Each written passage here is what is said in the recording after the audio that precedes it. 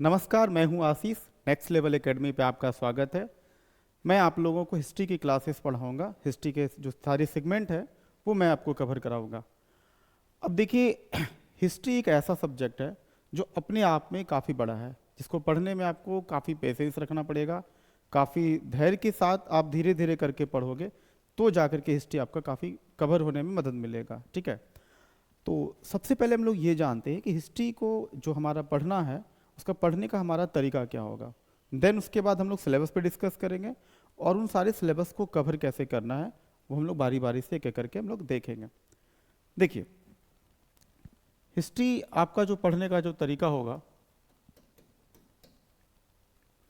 देखिए हिस्ट्री में मेनली क्या होता है, आप लोगों ने सुना है कि हिस्ट्री जो सबसे ज़्यादा जो बोरिंग लगता है बच्चों को पढ़ने में, वो इसलिए क्योंकि यहाँ पे फैक्ट आपको बहुत सारा मतलब करना पड़ता है। फैक्ट फैक्ट की बहुत समस्याएं आती है।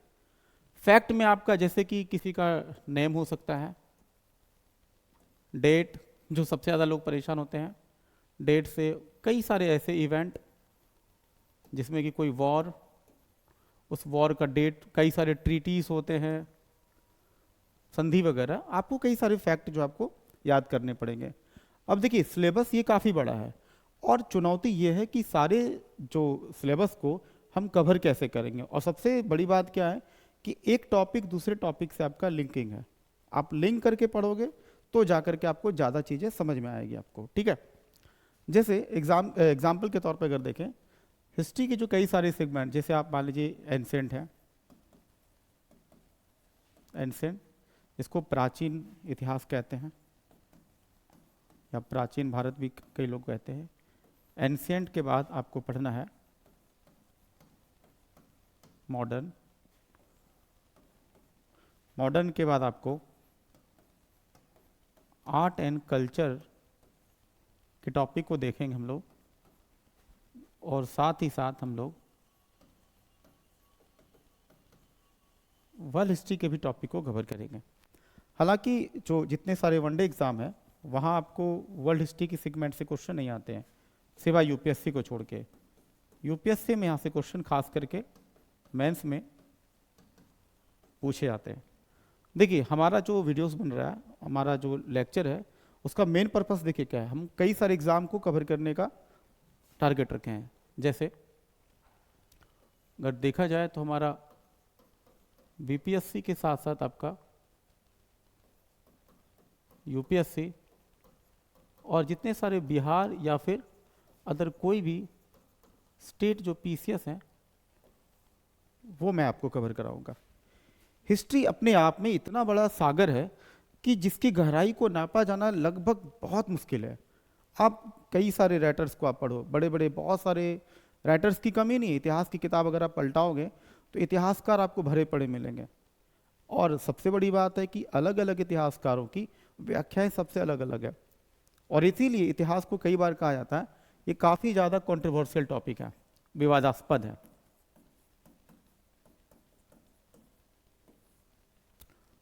कंट्रोवर्सी को देखिए, हिस्ट्री को पढ़ने का तरीका क्या है, कंट्रोवर्सी को एक साइड हम लोग करेंगे। और कंट्रोवर्सी पे ऐसा नहीं कि हम लोग बात नहीं करेंगे, हम लोग फैक्ट को भी जांचने का कोशिश करेंगे कि रियलिटी में चीज़ें किस तरह से घटनाएं घटी होंगी और लोगों के पास जो सूचनाएं पहुंची वो कैसे पहुंची और लोगों ने उनका मतलब क्या निकाला है। देखिए, हिस्ट्री हमें लगता है कि सभी लोगों को पढ़ना चाहिए, चाहे आप किसी एग्ज़ाम को प्रिपरेशन करो या ना करो, ये मैटर नहीं करता है। लेकिन हिस्ट्री जब आप पढ़ लेते हो तो हिस्ट्री पढ़ने का सबसे बड़ा बेनिफिट ये होता है कि आपको अपने कंट्री के बारे में पता चलता है, अपने कंट्री के आर्ट एंड कल्चर के बारे में पता चलता है। इवन कंट्री नहीं बल्कि आपके सोसाइटी का जो भी लाइफ में जो भी चीज़ें बदलाव हो रहा है और बदलाव होने के बाद जो भी चीज़ें आप देख रहे हैं वो चीज़ें कैसे बदल रहा है वो आप आसानी से देख सकते हैं। इतिहास, कहते नहीं, इतिहास चीज़ों को दोहराता है, और इतिहास एक ऐसी चीज़ है जो आपको अपने गलतियों से, जो गलती आप ऑलरेडी पहले कर चुके हैं, उससे आपको बचने का एक तरीका बताता है। हिस्ट्री में आप लगभग अलग अलग टाइम की बात करें, चाहे वो एंशिएंट टाइम की बात करें या मॉडर्न टाइम की बात करें, और आर्ट एंड कल्चर का एक हमारा सेगमेंट जो है बिल्कुल वो डिफरेंट हो जाता है। एक आपका सेगमेंट यहाँ छूट गया, मेडेवल का, मेडेवल का जो सेगमेंट है। तो एंशिएंट से सारी घटनाओं को हम लोग मेडेवल तक पहुंचेंगे, मेडेवल के बाद हम लोग मॉडर्न तक पहुंचेंगे, और मॉडर्न को यहाँ तक के बाद ब्रेक करेंगे, और ब्रेक करने के साथ साथ हम लोग आर्ट एंड कल्चर के टॉपिक को हम लोग अच्छे से कवर करेंगे, ताकि यूपीएससी में, क्योंकि इसका डिमांड बहुत ज़्यादा है यूपीएससी में, और अगर आप आर्ट एंड कल्चर पढ़ ही रहे हैं तो अगर आप बीपीएससी की तैयारी कर रहे हैं तो फिर बिहार के लिए आपका जो आर्ट एंड कल्चर का टॉपिक है वो काफ़ी इंपॉर्टेंट हो जाता है। और वर्ल्ड हिस्ट्री की बात करें तो वर्ल्ड हिस्ट्री भी आपको पढ़ना चाहिए, क्योंकि यूपीएससी के मेंस में वर्ल्ड हिस्ट्री का जो वेटेज है वो अच्छा खासा देखने को मिलता है। ठीक है, अब देखिए एंसेंट हिस्ट्री की अगर हम बात करें, एंसेंट में भी हम लोग जो है इसको अलग अलग सेगमेंट में बांट के पढ़ेंगे। अगर देखा जाए तो एक है हमारा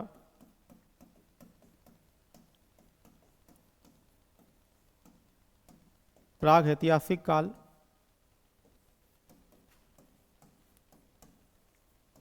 आदि ऐतिहासिक काल,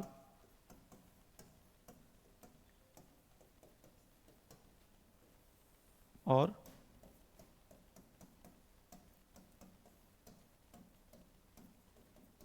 ऐतिहासिक काल। अब देखिए हमारा जो इतिहास है वो आज का तो है नहीं, काफ़ी पुराना है, और इतना पुराना है कि आप सोच नहीं सकते हैं। हिस्ट्री, कई सारे लोग कहते हैं हमें इतिहास की पूरी जानकारी है, लेकिन वास्तविकता ये है कि अगर हम एक पैरामीटर, अगर हम एक लाइन ड्रॉ करके अगर हम देखें, अगर आप एक लाइन देखते हो और इतिहास का अगर ये पूरा घटना है, जब से मानव इतिहास छोड़ो, जब से पृथ्वी का इतिहास स्टार्ट हुआ है, जब से पृथ्वी की उत्पत्ति हुई है, तब से लेकर के अगर आज तक की बात करें तो हमारे पास इतिहास की केवल इतनी जानकारी है ओनली, जबकि इतनी सारी जो लंबा गैप है इसके बारे में कोई जानकारी मेरे पास है ही नहीं, और फिर भी हम दावा करते हैं कि हमें इतिहास की पूरी जानकारी है। सोच के देखिए कि कितने बड़े सवाल हमारे पास बनते हैं कि पृथ्वी की उत्पत्ति हुई कैसे, मतलब धीरे धीरे करके जो जीवों का जो प्रजनन की प्रक्रिया है, या फिर जीवों की उत्पत्ति, या फिर अब अमीबा के स्तर से आप चीज़ों को अगर आप देखते हैं तो ये सभी जीवों का जो क्रम है वो किस प्रकार से हुआ, इसमें कई सारे लोगों की व्याख्याएं हैं। अब इतिहास में एक चीज़ें ऐसी है कि वो इतनी सारी कंट्रोवर्सी है कि चीज़ों को आप मानना हो तो मानो। कई लोग डार्विन के सिद्धांत को नहीं मानते हैं, कई लोग मानते हैं। अब उनका कहना है कि भाई देखो, अब जो इतिहासकार हैं, जो वैज्ञानिक हैं, उनका ये मानना है कि जीवों का जो उत्पत्ति वो अमीबा से हुआ स्टार्ट। पृथ्वी एक बहुत बड़ा एस्ट्रॉइड के तरह से था।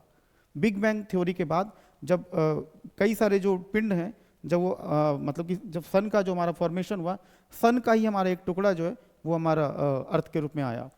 फिर धीरे धीरे करके जो है यहाँ पे वायुमंडल का निर्माण हुआ, वायुमंडल के बाद धीरे धीरे करके जीवों की उत्पत्ति से चीज़ें आगे बढ़ी। तो देखिए विकास का एक बहुत लंबा क्रम है, इस क्रम का कोई अंत नहीं है। हमारा जो मकसद है, देखिए क्लास में जो पढ़ाने वाले हैं, हम लोग सिर्फ ऐसा नहीं कि सिर्फ फैक्ट की बात करेंगे, हमें फैक्ट के साथ, देखो हिस्ट्री को पढ़ने का मजा तब है, चाहे वो एंशियंट हो, मिडेवल हो, चाहे मॉडर्न हो, जब आप फैक्ट को कंसेप्ट के साथ मिला के पढ़ते हो तो चीज़ें आपको जाके ज़्यादा कंसेप्ट से पता चलता है कि कोई भी घटना अगर घटती है उनके पीछे रीज़न क्या है, वाई, क्यों वो घटी। जब आपके मन में किसी भी चीज़ पे जब सवाल होने लगे, जब आप लॉजिक लगाने लगोगे, तब लगेगा कि हाँ हिस्ट्री भी लगभग देखा जाए तो ये साइंस के तरह ही नेचर है। ये जो सब्जेक्ट है आपका हिस्ट्री का, वो लगभग साइंस के तरह ही नेचर दिखता है इसमें। और अगर एंसेंट की बात करें तो आपको यहाँ भी फैक्ट और कंसेप्ट कई सारे देखने को मिलेंगे। कई सारे फैक्ट तो बहुत सारी चीज़ों का आपको अभी पता नहीं चलेगा, जैसे जैसे खुदाई होते जाएगी आपको चीज़ें बहुत अलग अलग दिखाई पड़ेगी। जैसे उदाहरण के रूप में अगर देखें तो एक समय हम लोगों को लगता था कि जो पूरा हड़प्पा सभ्यता है, हड़प्पा सभ्यता में सबसे बड़ा जो पूरा स्थल है वो मोहनजोदाड़ो है। लेकिन जब बाद के इतिहासकारों ने जब खुदाई शुरू की तो पता चला कि राखीगढ़ी वहाँ का सबसे बड़ा जो है पूरा स्थल के रूप में देखने को मिलता है। तो ऐसा नहीं कि इतिहास में व्याख्याएं बदली नहीं जाती हैं, व्याख्याएं बदली जाती हैं, बशर्ते आपके पास एक सॉलिड प्रूफ होना चाहिए। और कई सारी चीज़ें तो ऐसी है कि आपको मानना ही पड़ेगा। जैसे बहुत सारे जो प्रागैतिहासिक काल के दौरान जितने भी शिकारी जीवन जब मानव जीते थे, तो उस दौरान जितने भी सारे जो हमारे पास एविडेंस हैं, उस ज़माने में जो हथियार लोगों के द्वारा जो हथियार बनाए जाते थे, जो पत्थर के छोटे छोटे औजार बनाए जाते थे, और फिर जो आने वाले समय में फिर आप आगे जब देखेंगे कि आदि ऐतिहासिक काल और ऐतिहासिक काल में जब मानव जो है शिकारी जीवन से लेकर के पशुपालन तक का जो सफर तय किया, और फिर पशुपालन के बाद जब कृषि का सफर तय किया, तो चीजों में मतलब कि जो विकास का जो क्रम है वो आपको देखने को मिलता है। और यही चीज इतिहास एक मतलब कहते हैं एक सीरीज वाइज चलते हैं, एक सीरीज में चलता है, अचानक से कोई घटना नहीं घटी। आज आप जिस बिल्डिंग को आप देखते हैं हमारे पास, आज का जो इतिहास है आप देखते हैं बड़े बड़े बिल्डिंग्स हमारे पास हैं, इंफ्रास्ट्रक्चर है, रोड है, सड़क है, पुल है, और इस पे मतलब कि जितने सारे साइंस ने तरह तरह के आविष्कार किए हैं, ये एक दिन की बात नहीं है। यहाँ तक पहुँचने में बहुत लंबा समय तक लोगों ने रिसर्च किया है, और रिसर्च का ही ये परिणाम है कि आज हम इतिहास को अलग रूप में जान रहे हैं। आज विज्ञान को हम जान रहे अच्छे से। एक ऐसा भी जमाना था जब विज्ञान को लोग बहुत ज़्यादा नहीं जानते थे, तो तब का दुनिया अलग हुआ करता था, और आज का टाइम वहाँ तब के टाइम से बिल्कुल डिफरेंट है। अब जैसे प्रागैतिहासिक काल की बात अगर हम करें, तो प्रागैतिहासिक काल में कैसा था, स्थिति बिल्कुल अलग था। मानव बिल्कुल कह सकते हैं कि मानव बिल्कुल शिकारी जीवन जीता था। ये तब की बात है जब मानव की शुरुआत से लेकर के अगर देखा जाए, शुरुआत से लेकर के 10,000 साल तक का प्रागैतिहासिक काल का दौर था। एक ऐसा काल जहां पे लोगों को पढ़ना लिखना कुछ भी नहीं आता था। लोग कह सकते हो आप, लोग जंगली जानवर की तरह जीते थे। जैसे आज के जानवर देखते हो वैसे ही इंसान तब मतलब जब इंसान का विकास नहीं हुआ था तब उस तरह का जिंदगी जी रहा था। खाओ पियो मस्त रहो, कोई टेंशन नहीं है, कोई समाज नहीं है, कोई सोसाइटी नहीं है, कोई कल्चर नहीं है। मतलब आप कह सकते हो कि जैसे आदिवासी, कई सारे आदिवासी को भी आप देखोगे तो भी शायद लगेगा कि ये फिर भी मॉडर्न है, उससे भी पुराने टाइम के बात हम कर रहे हैं। ठीक है, शिकारी जीवन जीते थे मानव को। उसके अलावा जब देखा जाए तो आदि ऐतिहासिक काल में यही शिकारी जीवन से लोगों ने पशुपालन का शुरुआत किया। पशुपालन की शुरुआत करने के बाद लोगों के जीवन स्तर में काफी हद तक ठहराव आया। पशुपालन के साथ साथ जब कृषि की शुरुआत हुई, तो कृषि की शुरुआत के साथ साथ अब आप देखेंगे कि लोगों का जो जिंदगी है, कह सकते हो कि एक समाज नाम का जो ढांचा है, जिसका खौफ सभी को रहता है कि भाई समाज में अगर रहना है तो फिर समाज के नियमों के हिसाब से चलना पड़ेगा, समाज के कानून के हिसाब से चलना पड़ेगा। जिस सोसाइटी की बात करते हैं उस सोसाइटी का डेवलपमेंट आपको ये 10,000 के बाद देखने को मिलता है। 10,000 से लेकर के इसको आप 3,000 आप कर लीजिए, एक सेकेंड, 3,000 कर लीजिए।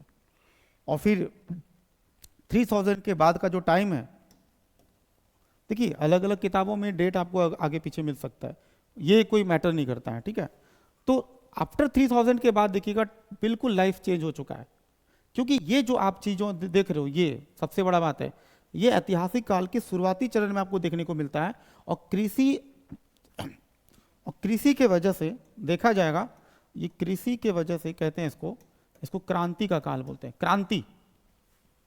क्रांति देखिए, पशुपालन के साथ जब कृषि होना स्टार्ट हो गया तो लोगों के जीवन में एक बहुत बड़ा आप बदलाव आपको देखने को मिलेगा, बहुत बड़ा चेंजिंग। क्रांति इस रूप में कह सकते हैं क्योंकि लोगों के पास अब जो है एक सोसाइटी बन चुका था, लोगों का जीवन है पहले से काफी बेहतर हो चुका था, समाज के साथ साथ अब अस्थाई बस्ती हो चुका था।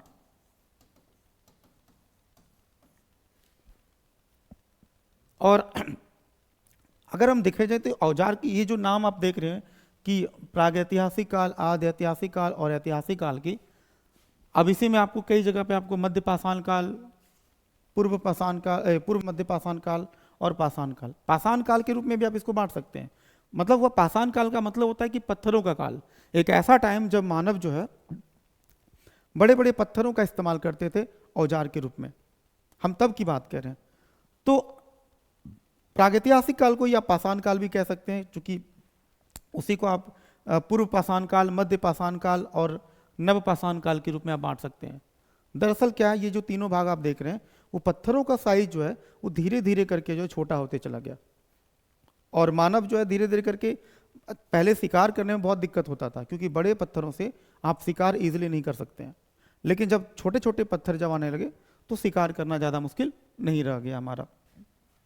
ठीक है, तो आधे ऐतिहासिक काल की बात करते हैं। ऐतिहासिक काल की बात करें तो हम आपको डिटेल में जब पढ़ाएंगे ऐतिहासिक काल, तो वहां पे आपको हड़प्पा के बारे में चर्चा करेंगे। आपको हड़प्पा काल, हड़प्पा के बाद हम लोग जब देखेंगे हड़प्पा, देखिए अभी हम आपको हिस्ट्री का जो सेगमेंट पढ़ा रहे हैं वो एक सीक्वेंस में नहीं है। आज हम आपको सिर्फ इंट्रोडक्शन दे रहे हैं कि हिस्ट्री में आपको लगभग कौन कौन सा चीज आपको पढ़ना है, ठीक है। हड़प्पा के साथ साथ आप वैदिक देखेंगे, ठीक है। वैदिक के बाद उत्तर वैदिक देखेंगे। देखिए सोसाइटी लगातार चेंज होते चला गया। फिर हम लोग कंपेयर भी करेंगे कि आखिर हड़प्पा काल और वैदिक काल में क्या डिफरेंस आया, लोगों के लाइफ में क्या चेंजिंग देखने को मिला, महिलाओं की स्थिति कैसी रही, सोसाइटी कैसा हुआ, एग्रीकल्चर में हमने कितना अचीवमेंट किया, नगरीकरण का क्या हुआ। ये हर एक चीज को, इवन यहाँ तक कि आर्ट एंड कल्चर के भी जो टॉपिक है हमारा, उसको भी हम लोग कवर करते हुए चलेंगे साथ में। इसलिए मैंने आपको बताया आर्ट एंड कल्चर कोई अलग टॉपिक नहीं है। आर्ट एंड कल्चर आप जब पूरा सेगमेंट आप पढ़ेंगे तो साथ में आपका चलते चला जाएगा, ठीक है। उत्तर वैदिक काल के बाद आपका महाजनपद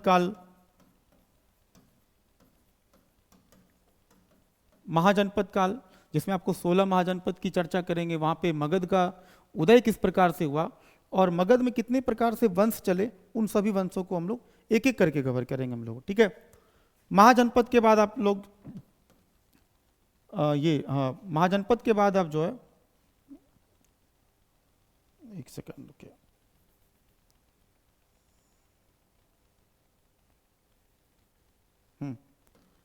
खैर रहने दीजिए, हाँ ठीक है। महाजनपद के बाद हम लोग जो है हाँ हम लोग बौद्ध काल को, एक सेकंड रुको यार, कहाँ चला गया भाई। हम लोग बौद्ध और महावीर को, यानी कि जैन धर्म की बात हम कर रहे हैं, जैन धर्म को देखेंगे। राइटिंग थोड़ी खराब है, कोई बात नहीं, बोल रहे हैं समझ में आ ही जाएगा, ठीक है। बौद्ध जैन, फिर गुप्ता पीरियड, गुप्ता यानी कि गुप्त काल, फिर पोस्ट गुप्ता, फिर राजपूत काल वगैरह वगैरह करके आपको लगभग पूरा एंशिएंट हिस्ट्री को हम लोग कवर करेंगे। और जितना भी आपको सेगमेंट बताएंगे, हर एक सेगमेंट के बाद हम लोग कोशिश करेंगे कि मतलब कि जो एमसीक्यू जे लेवल पे जितने सारे क्वेश्चन आते हैं उन सारे क्वेश्चन को हम लोग सॉल्व करेंगे। उसके बाद अगर हम बात करते हैं मेडिवल की, तो मेडिवल हिस्ट्री में हम लोग राजपूत काल से, जहां से कि हम लोग मेडिवल में एंशिएंट में जहां से लास्ट किए थे, वहां से हम लोग राजपूत पीरियड के बाद हम लोग जो हमारा दिल्ली सल्तनत का जो टॉपिक है, दिल्ली सल्तनत, मुगल है, दिल्ली सल्तनत, बहुत सारी जितने सारी, देखिए मेनली हमारा ये एरिया है, राजपूत पीरियड है, दिल्ली सल्तनत है, मुगल का पीरियड है। अब ये लग रहा होगा बहुत छोटा, पर बहुत बड़ा एरिया है। यहाँ पर भी आपको मुगल के जितने सारे डायनेस्टीज आपको सभी पढ़ना होगा। दिल्ली सल्तनत से पहले जो गुलाम वंश, या दिल्ली सल्तनत के टाइम में जो गुलाम वंश है, उन सभी का शासन देखेंगे। और सबसे बड़ी बात है कि सभी को आपस में इंटरलिंक करेंगे, कोरिलेट करके हम लोग देखेंगे कि आखिर एक वंश का दूसरे वंश से क्या रिलेशन है, ठीक है। इसके अलावा अगर हम लोग हाँ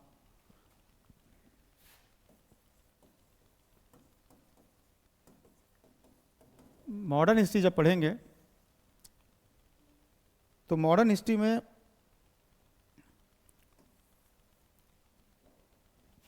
सबसे पहला जो टॉपिक होगा वो होगा मुगलों का पतन। आखिर क्यों पढ़ रहे हैं सबसे पहले ये टॉपिक? क्योंकि मुगलों का पतन से ही विदेशी शक्तियां धीरे धीरे करके भारत में आकर के वो अपने व्यापारिक कोठियां खोलेंगे, और उसके बाद क्रमशः लगातार वो प्रयास करते करते हमारे सामाजिक, आर्थिक और राजनीतिक मामलों में इंटरवेन करते हुए वो पूरे भारत को कब्जा करने का कोशिश करेगा। तो मुगलों का पतन, मुगलों में क्या खामियां थी, उनके हर एक सेगमेंट को अच्छे से, जहाँ पे हम लोग मेडावल को एंड करेंगे वहीं से हम लोग मॉडर्न की स्टार्ट करेंगे, शुरुआत करेंगे। मुगलों का पतन के बाद फिर जितने भी सारे जो विदेशी यात्री आए, हालांकि विदेशी यात्री जब आपको एंसेंट होगा उस समय आपको इंडो ग्रीक, यवन वगैरह आपको टोटल चीज पढ़ेंगे, कुषाण, शक, पार्थियन जितने भी सारे हैं वो हर चीज को आपको हम कवर करेंगे। विदेशी शासक है, विदेशी यात्री है, उनको भी कवर कराएंगे। विदेशी यात्री के बाद जो अंग्रेजों की खास करके बात है, अंग्रेजी सत्ता, इस पे हमारा विशेष फोकस होगा। हालांकि विदेशी यात्री में पुर्तगालीज भी थी, डेनिश भी थी और भी कई सारी मतलब कि कंपनी थी, लेकिन अंग्रेजों के बारे में हम लोग को ज़्यादा डिटेल में पढ़ना होगा। फिर अंग्रेजी सत्ता के बारे में जब हम लोग डिटेल में आगे बढ़ेंगे, फिर इसी में जा करके हम लोग पढ़ेंगे जो मेजर टॉपिक है। अंग्रेजी सत्ता जब पढ़ेंगे तो बहुत सारे टॉपिक को हम ऑलरेडी कवर करेंगे। 1857 का रिवॉल्यूशन देखेंगे, क्रांति, फिर कांग्रेस का जो टॉपिक है कि कांग्रेस की स्थापना क्यों हुई, उसके अलावा फिर कांग्रेस के बाद फिर आपका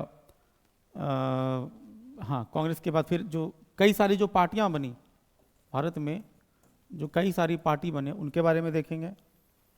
पार्टी के बाद हम लोग फिर कई सारे जो आंदोलन हुए उस दौरान, आंदोलन को प्रमुख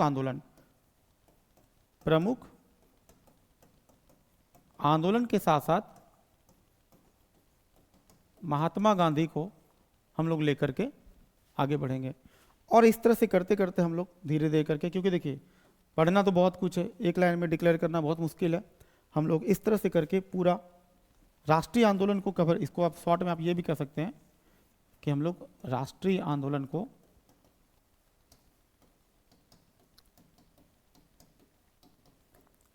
को कवर करेंगे। फिर भारत का विभाजन,